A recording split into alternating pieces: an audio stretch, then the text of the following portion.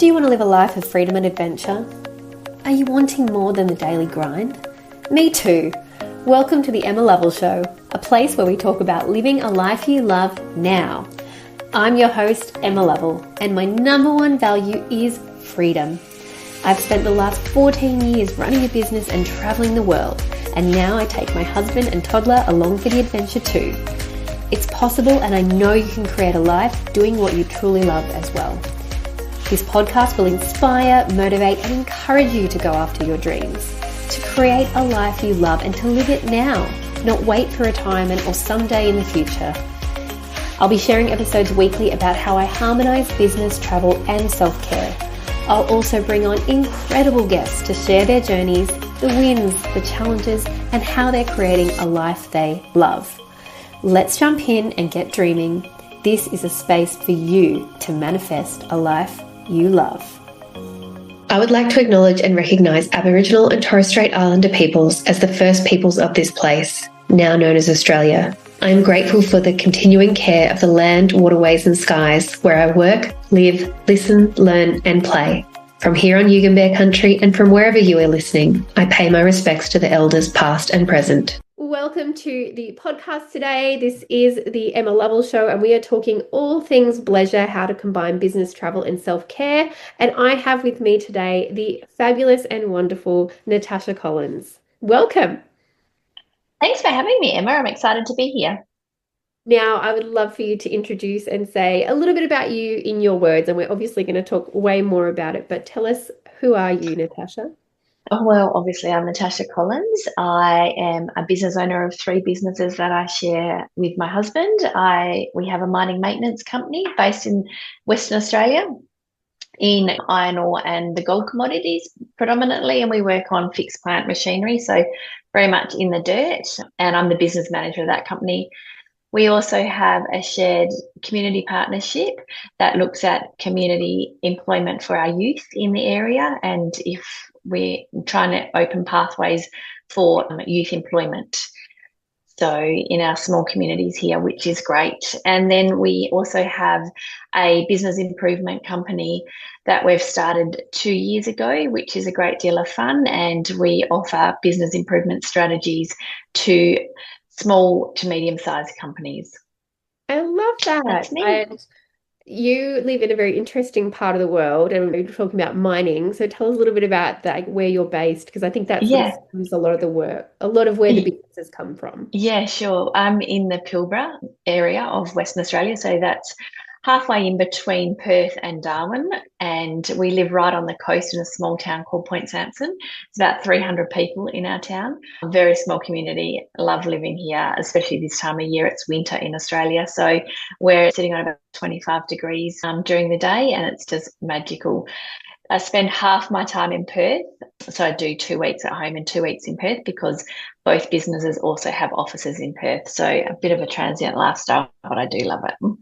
And so the Pilbara, like, just for people who haven't seen it or been there, like, it is like red, right? It's like red dirt, iron ore rocks everywhere, lots of beautiful beaches, obviously on the coast, but Regini is based here, so we've got the gorges, we've got the waterfalls. Yeah, it's pretty specky.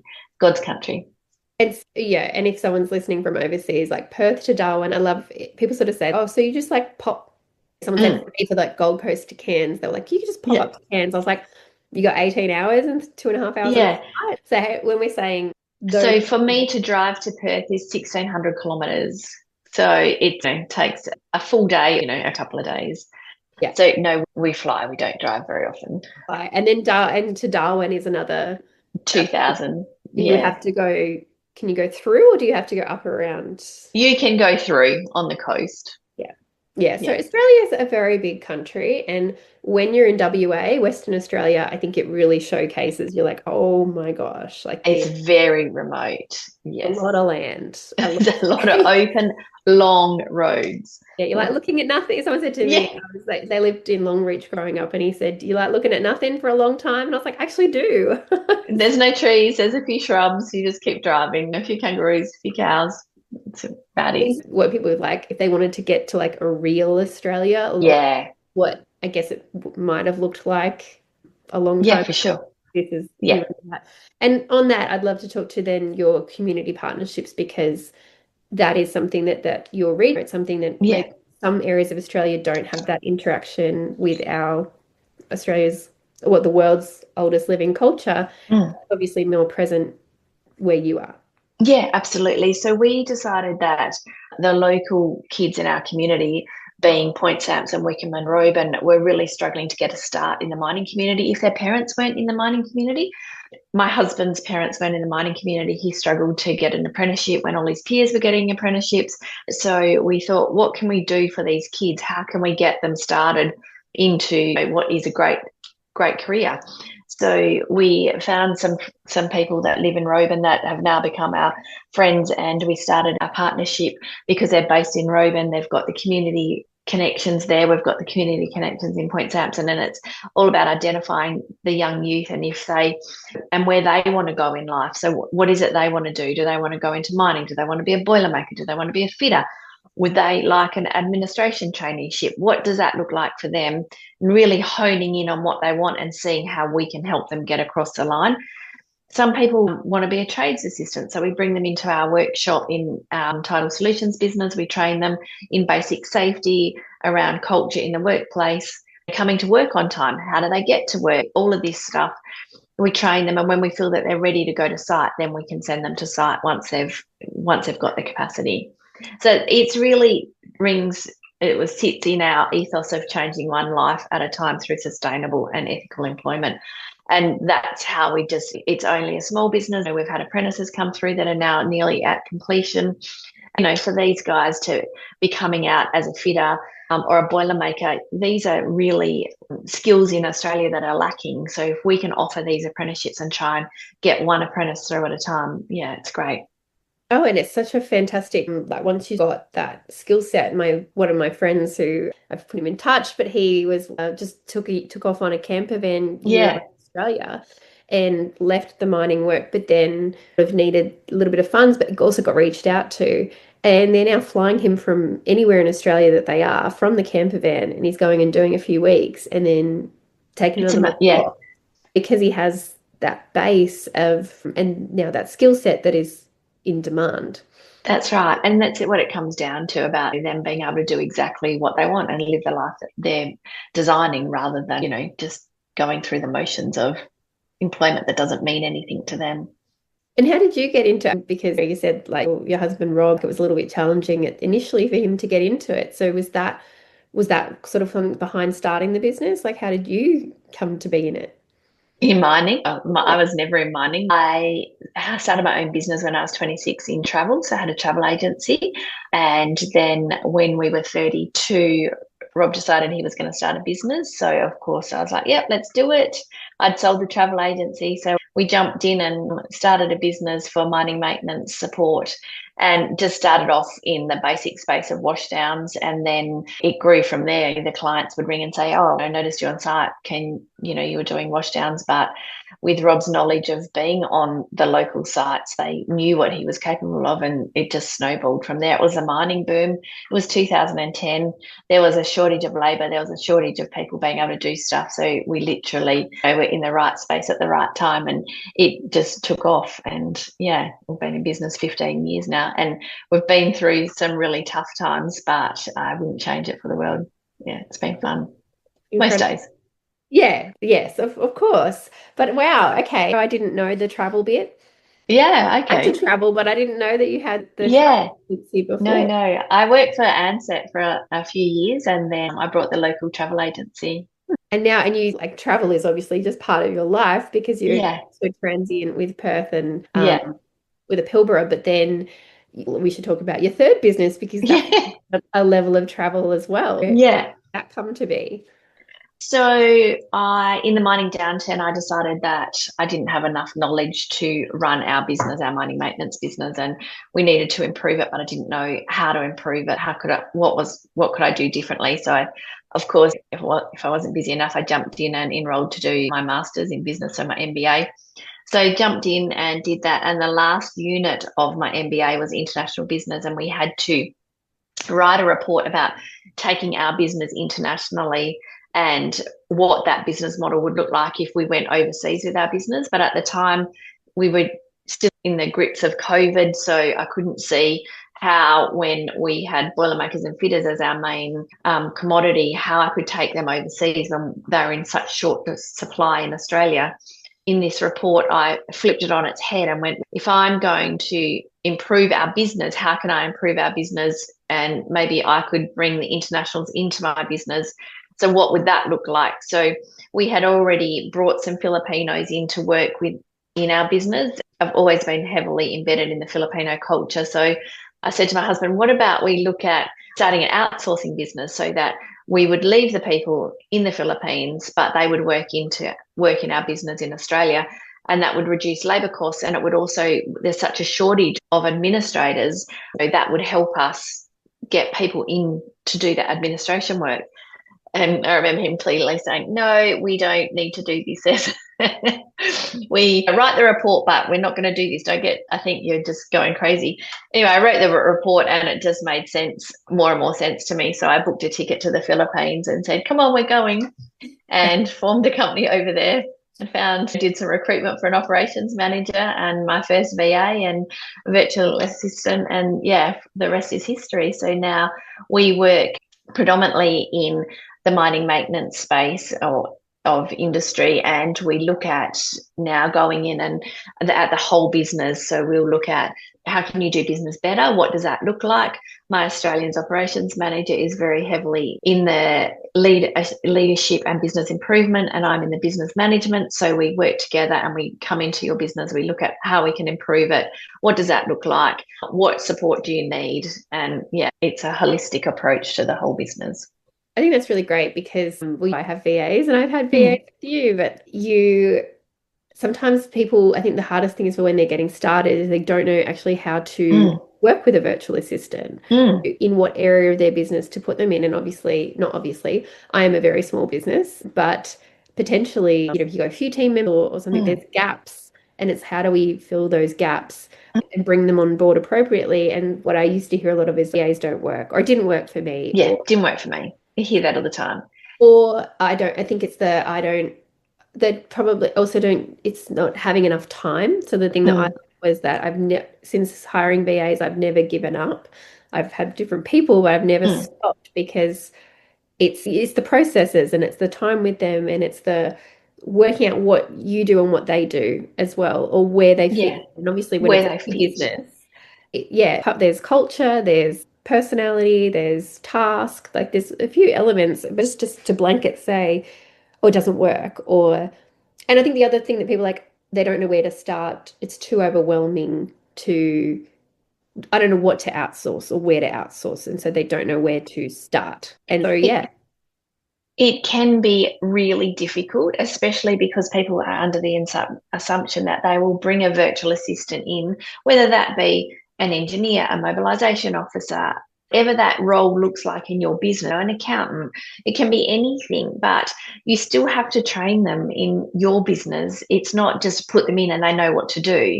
They still require the same amount of training as what bringing an Australian in would do. But it works so well once you invest in the time. And also at Amity, we're here to hold people's hands. We don't just throw a VA in or an engineer and say, off you go, your issue. Our operations manager will work through the culture issues, through the technical issues of onboarding them, getting them up and running. It's all very structured. We're an ISO accredited company, so we are very strict on our record management, how our team members are onboarded, all of that stuff. It's very ethical and safe.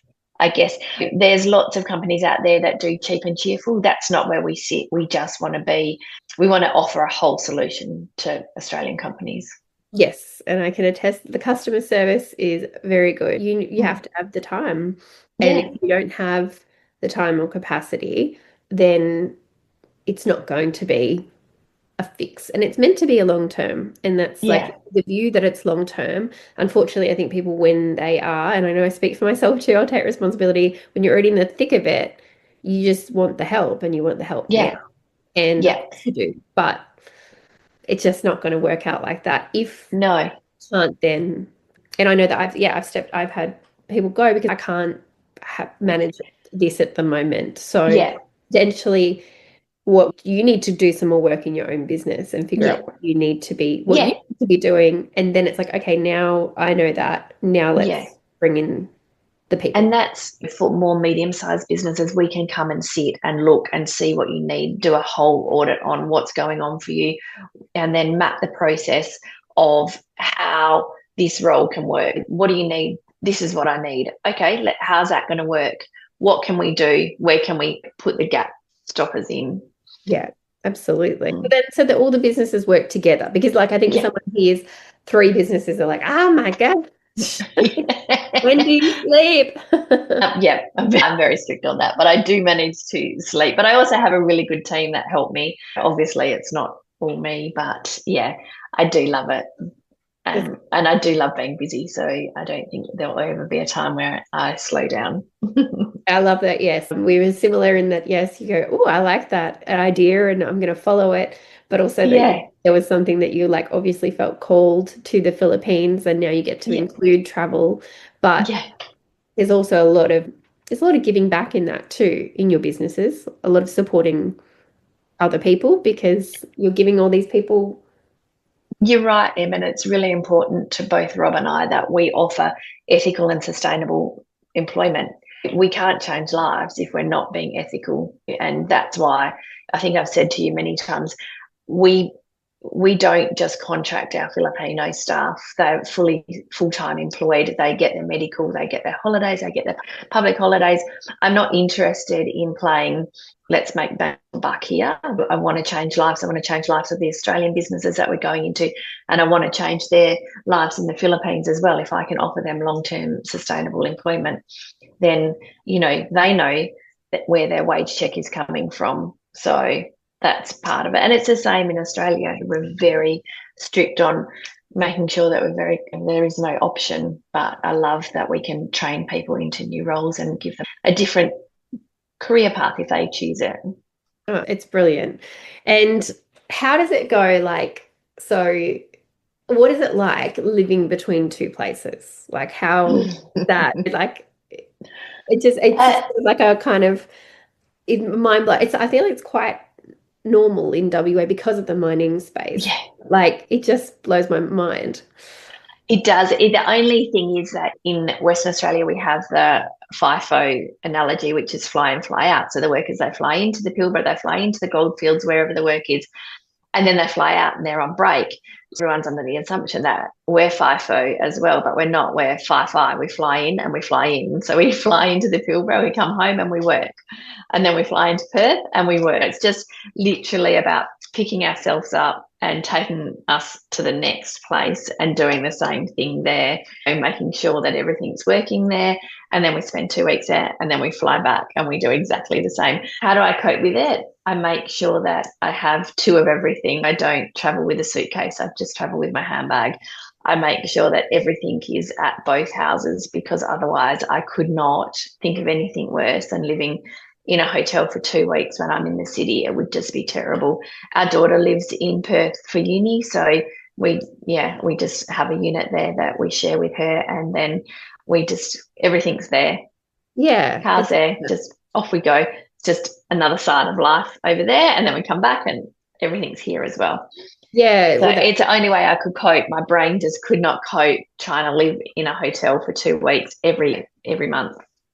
and the Yeah, packing, like constantly. So that's really wise to have. Even just like the charges. I'm just thinking charges, like having. yeah, And I've started traveling sometimes. I didn't think I'd ever be this person, but with my pillow. So yeah. obviously you've got a house, but like having the same pillow at the two houses, or I've got my two Yeah. masks, and it was like, oh, I couldn't sleep. There's simple things, but And that's exactly how it works. And we've got the same bed. I've ordered the same bed, got the same pillows, same eye mask, whatever it is, you just have two of it because it just, although the other house in Perth is smaller, it's just, you have the same kitchen stuff. Just so that it's just seamless. It just works. Otherwise, I think, we've been doing it for 9 years now. I think we would have pulled the pin quicker than that. yeah, look, and I say it blows my mind. I think it's just the having the two, but I see it. My in-laws have a holiday house, and I see that they do the same. They'll come up with a very, very small bag because they've got the wardrobe Yeah, here. They've had that for a long time, and so when you've established that you Yeah. get used to it. But then also, people always ask me, and we're a bit more common with remote work now, Yeah. but like, how do you do it? And how do you, and it's like, well, for me, I don't have like big monitors and stuff for my desk. Like, I don't, Yeah. my laptop and my phone are my work. So Yes. like, as long as I have my laptop, my phone, my charger, I guess my headphones. And then now I've started to just add to the suite, which is I might travel with my pillow and my eye mask. Yeah. I've Yeah. got the noise cancelling. It's like, well, if I have those things, they're my comforts, they're my Yes. home. It doesn't matter what the room looks like, really. No, It's that's right. because this is and Uh, it's if this is open and the phone is on and I'm here, then I'm yeah. at work. That you just get to decide, what that setup looks like, and you make Yeah. it work for you. For sure. Yeah, absolutely. And I have a bit of a gypsy soul, so I'm okay with jumping on a plane. It keeps me a bit grounded. And I love the fact that I can see something different. I'm really happy with that. I would be going crazy if I had to stay in the same place. It's the airplane, I think, is amazing thinking space. You and I both, Oh, we work on the plane. You just yeah, get so much I love done. it. On the way, I came to Perth recently from Brisbane, which is a five Yeah, and a half hour flight. I worked the whole time. I was like, give me one of these once a week, and I I would, know. like, I It's will. brilliant. I'm coming. I'm Yeah, I love connected. it. Here I come. It's where our flight to the city is only 2 hours, but it's still 2 hours of there's no Wi-Fi on the plane. So it's great because I can just catch up on the emails that I haven't done and clear my inbox, and I start afresh wherever I'm arriving, ready, for the team when I get there.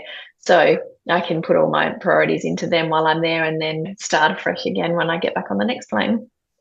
And I think you have been telling us all along about how you're making it work and what is your pleasure life. But I do always ask people a question on the podcast, which is, what is living a life you love? What does living a life you love look like now? So for me, it's about having the freedom to travel and see the parts of the world that I want to see while being able to maintain all of the businesses to make sure everything ticks along.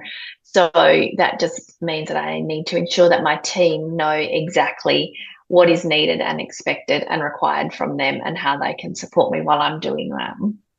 Yeah. And I think Yeah. it's so wonderful to see it demonstrated. I'll tell you what else was wonderful was getting a message from Tash in the Maldives, with the Kindle or the Maldives behind it, reading my ebook. So she's like, I'm reading about pleasure I'm in reading the it. Maldives. Done it. And I was like, I'll have a piece of that. Thank you. Oh, Just, the Maldives were amazing, and I would go back there in a millisecond. I'm not one to have a holiday that sits by a pool and reads a book at all. It's just not, my personality doesn't sit still, like I mentioned before. But by the time I got to the Maldives at the end of January this year, I was absolutely exhausted. Businesses were going crazy. We were only there for 5 nights. I remember saying to Rob, I am done. I'm spent. I am going to sleep for a week, I think. And we got to our villa and the Wi-Fi wasn't working. And I remember thinking to myself, this is really frustrating. I can't work. I need to get my work done. My team need me. And by the end of the second day, I was like, oh, everyone knows I can't be contacted. I just better read this book that Emma wrote. And I laid by the pool and looked at the beautiful view, and it was amazing. It was just really needed at that time. And I think it's about nurturing yourself when you travel, making sure you take the time. As much as we all want to work, sometimes it's just difficult. The universe throws you a lifeline, I think, and I think that was my lifeline, the Wi-Fi not working. yeah, and it's okay to have those trips. But one of the things I shared in the book is that it doesn't have to be, and I have to remind myself too, not every trip has to be a pleasure trip. Not every Yeah, trip has to incorporate business. It's amazing that we can financially yeah, and to have this ability to continue the business, but to factor in times of switch off. And yeah. potentially that means going on something like, and I know you don't love them, but I go on a cruise for 3 nights, and I'm like, and I don't buy the Wi-Fi package, and there is no way like a text message is slipping through at all, because if you There's don't have the nothing. Wi-Fi package, there's nothing, and it's Yeah, because it's forced. And I think it's frustrating when you're not planning for it. So on the way over to Perth, we had Wi-Fi, and so I expected it on the way back. So I hadn't Yeah. set the computer properly. But like you, I went, oh, like I could type something or I could write something or I could like just work on something, but I didn't have that set up. And so I went, I think I'm actually just going to read my book. Not Yeah. my book, I've read a Yeah. book. Yeah. I do, but I think I was practicing for my audiobooks. I think I actually was reading my book, but I just was like, it's nice to sometimes be just Be. the flight to read the book and Yeah. or stare into space or nap or I don't know, anything. Forcing maybe choosing to go somewhere where you are forced into that, even though it's a little bit daunting, it takes a little bit more preparation now. And you know that the Maldives might be that ticket for you. And it's like, Yeah. I don't say it's a bit extreme, but maybe sometimes that's what we have to do to get that break. A break. Yeah, that's exactly right. If I have to go to this exotic island, I guess I will. I guess I better enjoy it. I love it. Truly admire you, Tash, and Thank you. And I'm so grateful for your support as a business mentor and as a friend. And I'm extremely excited because you will be coming with me to Nepal at the end of the year. So I'll be interested to see what the level of switch off will be. Yeah. We're going to be doing some work. It's a different type of work. We're doing professional personal development, but I'll be interested to see Yeah, it's very difficult some days, and other days it's really easy. I know we were recently in Vietnam, and there's a few days there that my mind was awash with everything that was going on back in Australia, and it was very difficult to switch off. And other days it was really easy. So I just, hopefully it'll all go smoothly. Look, and their choices and challenges of it as well is that like sometimes the small choice or sacrifice is that I put in some work time and that's what's required in order to then enjoy the rest of this, That's exactly right, Emma. The walk to the monastery, I really hope that we can not work on that walk, but then maybe in the morning you do a couple of hours of emails, and that's something that I don't force on the retreats because I'm like, great. This might be, you might get a really great idea. I'm not going to tell you no emails, no work, because I love sometimes when you're in a good space and you're working on the business, it feels really good. I did 20 admin emails yesterday and it felt really great to see them done. And if that make you feel good, it's whatever is going to feel good for you. You decide that. I can't decide that for you. You can't decide that for me. And that's your And that's very much how my brain works. If I can get the emails done in the morning, then I'm good. It's done. I love generally. Yeah, it's good. Thanks, Em. How do we find you, Natasha? How do we find you on the webs, or how can we connect with you? So you can find me on LinkedIn. I also have, both the businesses have a web page. So Title Solutions, Marnin Group and Amity Resources. So all three of them have web pages. I'm on Facebook, and you're going to ask me my handles, but I don't know them off the top of my head. So we'll put them in the show notes for everybody. Perfect. But Natasha Collins on LinkedIn, that's a great one. And then we'll pop the websites. Yes, perfect. As well. But do you would love to talk to anyone that wants to have a chat. Yeah, if you can't find them all, then just ask me and I will point you in the right direction. Perfect. So, thank you so much. It's been a joy. Thanks for your time. Thank you for listening, lovely one. I hope this has inspired you to dream big and start creating a life you love today. If you love what you're hearing, don't forget to follow and rate on Spotify, and rate, review, and subscribe on iTunes. It helps other awesome people to find this podcast and get motivated and inspired as well. Want to stay connected? Come and join the Live a Life You Love group on Facebook, or connect with me on Instagram, emmalovell.au. The same as my website, but all the details are in the show notes, lovely. I'll see you next episode for more inspiration, motivation, and freedom seeking. Now go out there and live a life you love.